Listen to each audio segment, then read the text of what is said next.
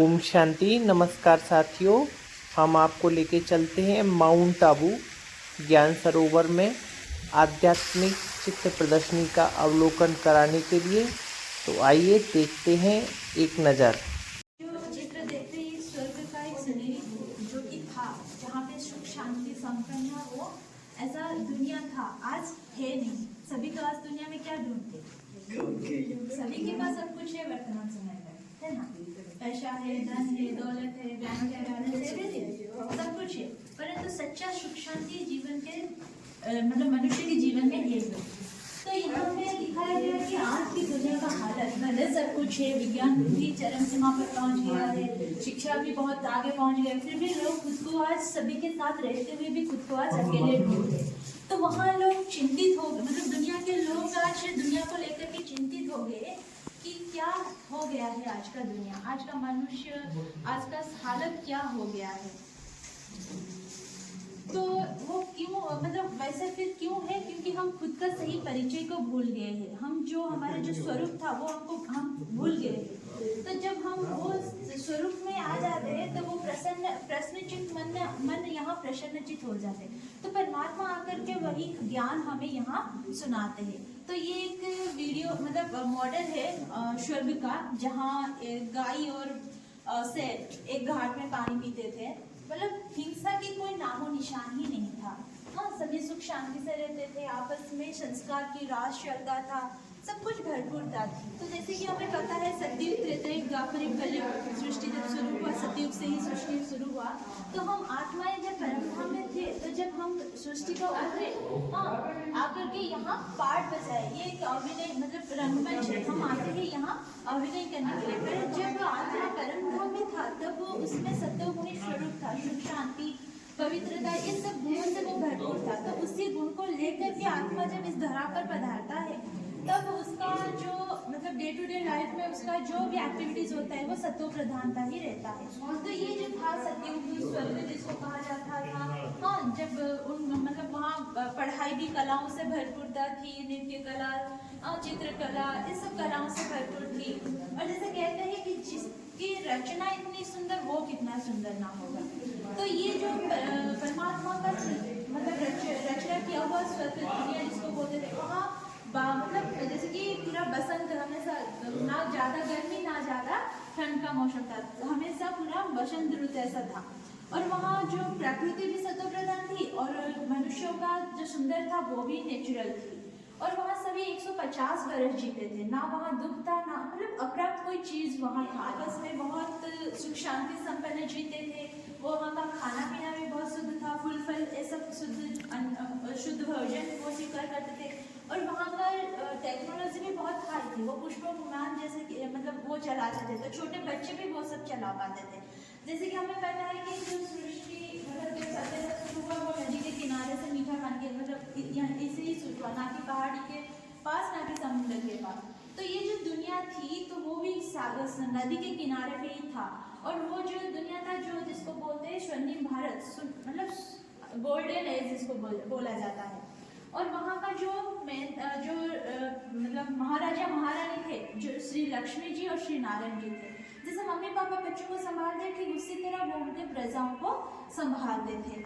और उसके बाद आया त्रेतायुग, सतयुग के बाद आया त्रेतायुग, जहाँ श्री राम जी और सीता मैया का वो एक दूसरा डिनास्टी, वो भी स्वर्ग है बट वो दूसरा डिनास्टी। तो जैसे कि हम भारत में हम स्वर्ग कहते हैं और सतयुग कहते हैं, तो ऐसे कई सारे लोग अपने अपने भाषा से, हाँ, इतने सारे नामों से उसको नामित किए हैं स्वर्ग को।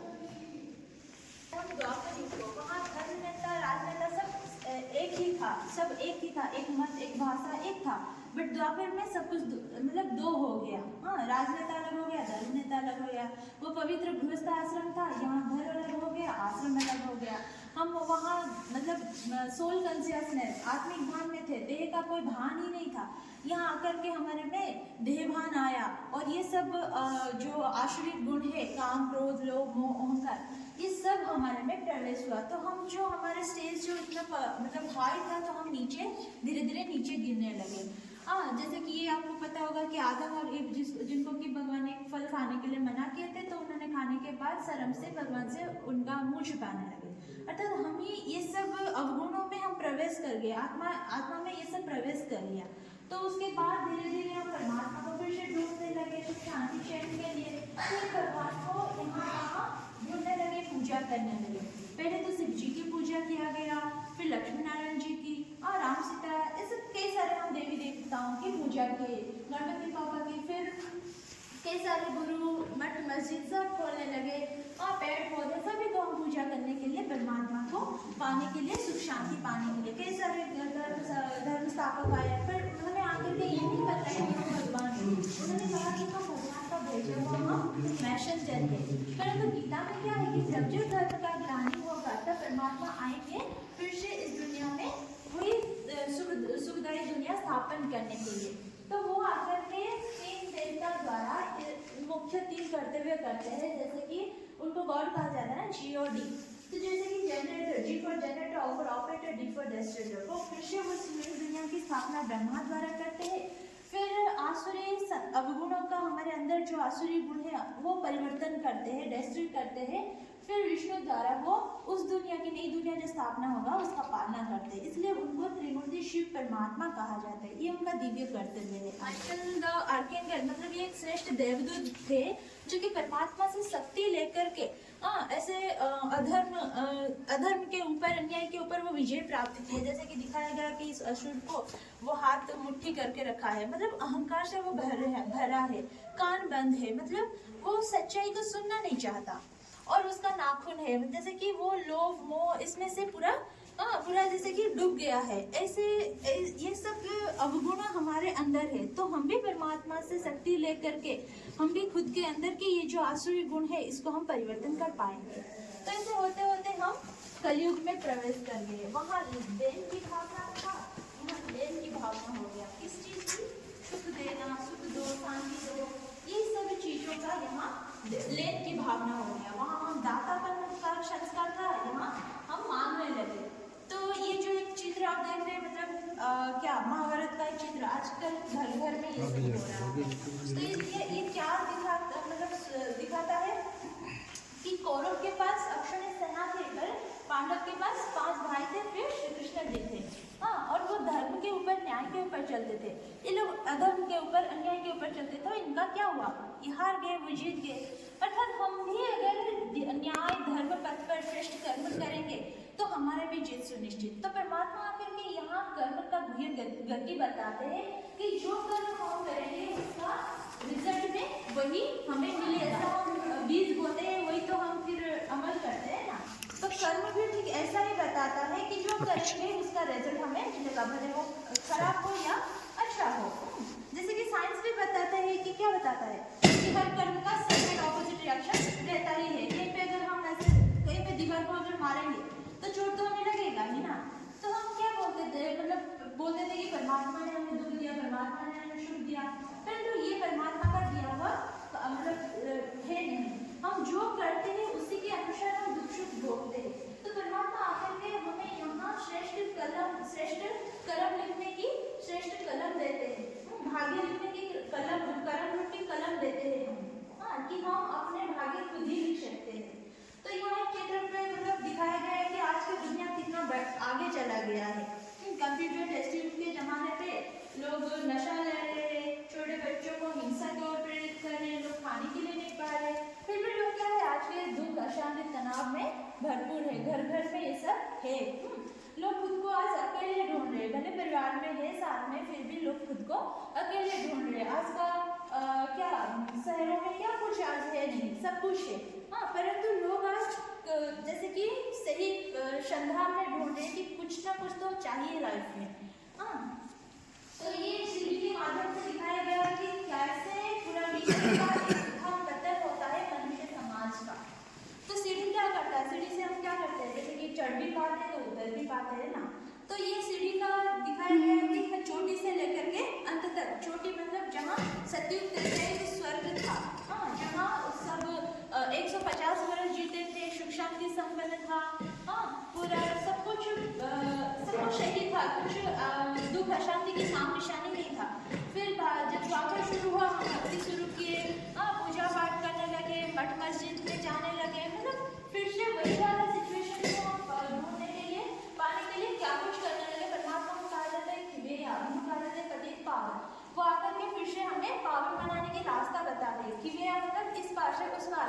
जाते हैं।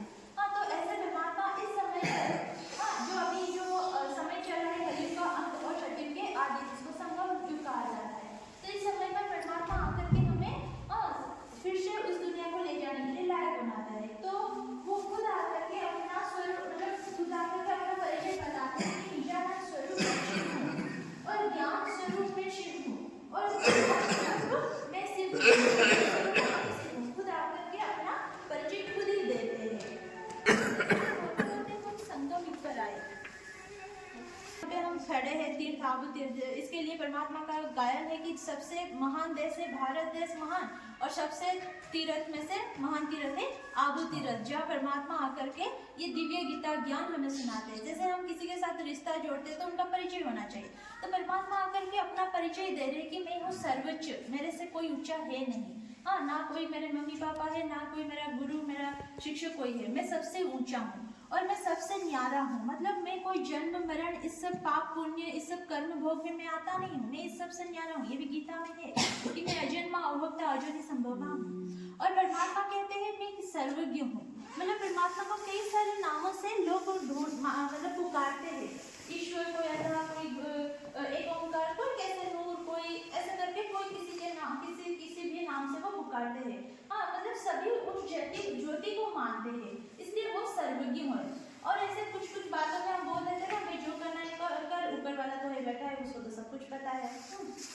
तो ये सब मतलब गुणों प्रदत्त करता है कि परमात्मा का परिचय देता है, और जो राजयोग के माध्यम से हम अपने जीवन को परिवर्तन कर सकते हैं। वो जो आप फोटो देख पा रहे हैं, जैसे कि एक पत्थर से कैसे हम मूर्ति बन सकते हैं, अर्थात हमारी बुद्धि का परिवर्तन होता है। बुद्धि जो पत्थर हो गया है वो पारस हो सकता है।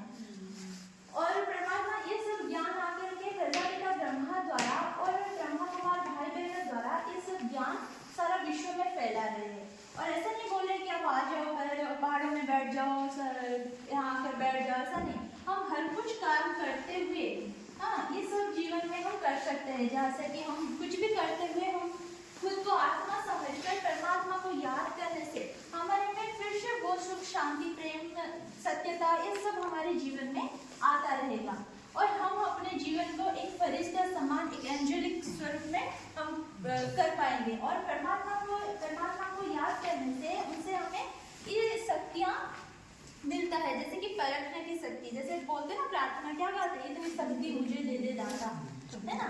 तो पहले तो परखने की शक्ति हमें मिलता है, क्योंकि परमात्मा पहले आकर के हमें दिव्य बुद्धि देता है। बुद्धि से ही हम सब कुछ डिसीजन ले पाते हैं ना। फिर क्षमाने की शक्ति, जैसे माँ क्या करता है, उसका बच्चे कैसे भी कितना भी गलती कर दे वो अपने को मतलब वो गोद में ले लेता है ना, ठीक उसी तरह। फिर सहन करने की शक्ति, अर्थात हमारे में वो धैर्यता की शक्ति आ जाएगा, कुछ भी मतलब हमारे में वो सहनता की शक्ति आएगा। फिर समेटने की शक्ति, अर्थात बीती को हम बिंदी लगाएंगे। फिर निर्णय करने की शक्ति, हम सही क्या गलत क्या सत्य क्या मिथ्या क्या इस सब के बारे में हम बैलेंस कर पाएंगे। फिर सामना करने की शक्ति, अर्थात हमारे में हिम्मत आएगा, कुछ भी परिस्थिति आए हम उसको हिम्मत के साथ मुकाबला कर पाएंगे। फिर सहयोग की शक्ति, परमात्मा आकर विश्व का परिवर्तन कर ले तो वो स्व परिवर्तन से ही विश्व परिवर्तन होगा, इसके लिए सहयोगता की हाथ चाहिए हमें। फिर विस्तार को संकीर्ण करने की शक्ति, अर्थात कारण को हम निवारण कर पाएंगे कहीं भी कुछ भी। ये जो हमारा राजयोग का पढ़ाई है, इस पढ़ाई का मेन ऑब्जेक्ट है कि नर ऐसे कर्म कर जो नर से नारायण बन जाए, और नारी ऐसे कर्म कर जो नारी से लक्ष्मी बने। ये जैसे कि दिखाया गया कि विष्णु का एक कंबाइंड स्वरूप लक्ष्मी और नारायण जी का, जो जिनको दिखाया गया है कि स्वदर्शन चक्र गदा और पद्म और शंख। स्वदर्शन चक्र क्या बताता है कि मैं आत्मा इस सारा चक्र मतलब काल चक्र में क्या क्या अभिनय बजाकर आई हूँ, सतयुग से लेकर एंड तक क्या क्या करके आई हूँ। ये ज्ञान के माध्यम से मतलब ज्ञान के माध्यम से ये हमें पता चलता है। ये स्वदर्शन चक्र, स्व को हम दर्शन करते हैं, खुद को देखते हैं। और गदा जैसे कि शक्ति की निशानी दिखाता है ना, तो परमात्मा से शक्ति लेकर के हमारे अंदर की जो आसुरी गुण है अवगुण है कमियां हैं उसके ऊपर परमात्मा से शक्ति लेकर के उसके ऊपर हम उसको विजय प्राप्त करेंगे। फिर पद्म मतलब फूल एक स्वच्छता की पवित्रता की निशानी है। फिर जो हम ये जब हमारे जीवन में धारण होगा तो हम हमारे जीवन में से जो रिफ्लेक्शन होगा वो एक सेवा के तौर पर वो शंख, जैसे शंख ध्वनि होता है ना, वो ऐसा ही होगा। तो क्योंकि ये हमारा जो इस विश्वविद्यालय का जो एम ऑब्जेक्ट है लक्ष्मी नारायण जैसा बनना, मनुष्य से देवता बनना, तो उसका सब्जेक्ट ये है कि ज्ञान, योग, धारणा, सेवा, इन सब सब्जेक्ट के माध्यम से हम बन पाएंगे। जो कि परमात्मा अभी इस राज्य का कहाँ है, क्या करता है, वो कैसा दिखता है। आत्मा जो कि स्टार मिसल है, जैसे कि माताएं का यहाँ बिंदी लगा दिया था, दो आंख से, मतलब दो आंख के बीच में इसको भ्रुकुटी कहा जाता है।